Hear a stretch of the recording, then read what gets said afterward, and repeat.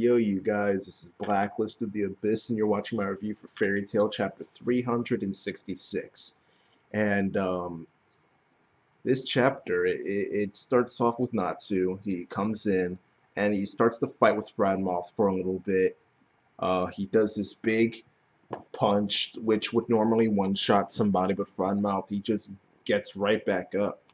And he kind of transforms a little bit, kind of, and he starts talking about taking souls like Sarah was, but I don't think his ability actually has something to do with. Well, maybe it does because he can stretch his body, but that's not his actual curse. His actual curse is that once he touches your body, he forms a link. Kind of, he says the word link. I'm assuming he forms some kind of link with you, and maybe it's like Merity's magic, but Natsu's strength starts to get sapped away, it just starts to disappear.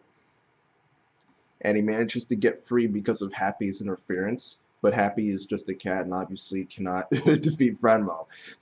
So Natsu manages to recover slightly and get this attack off. It's a new attack. It was Fire Dragon's Grip Strike, I think, something like that. But yeah, that attack does nothing, really. It doesn't do anything.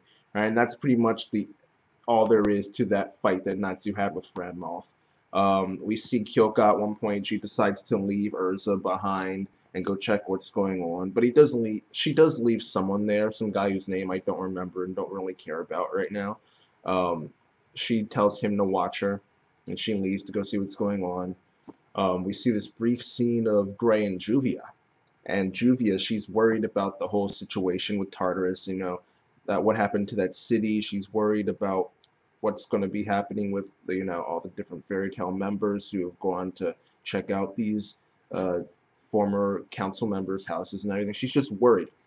And Gray, normally when Juvia is all over him, which she isn't being her like obsessive self, it's just that she's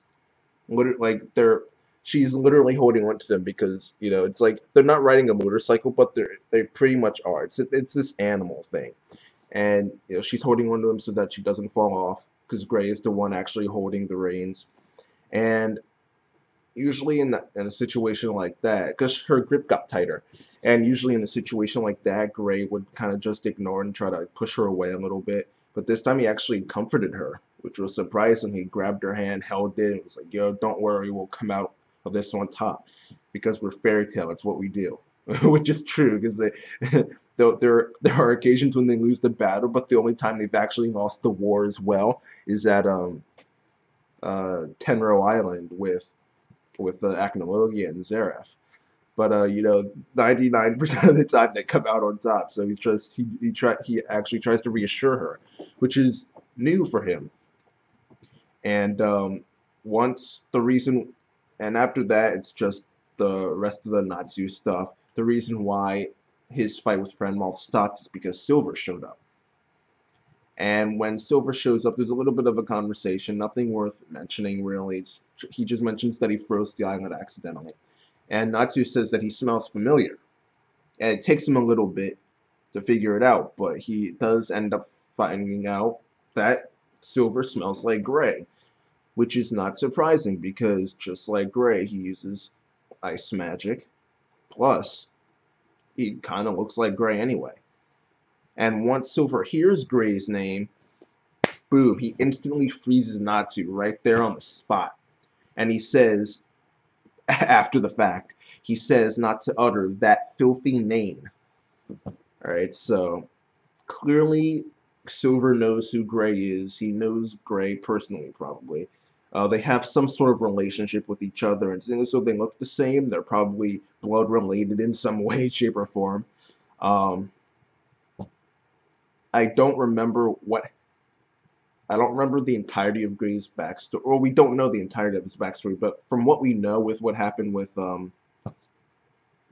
don't even remember what it's called. Something with a D.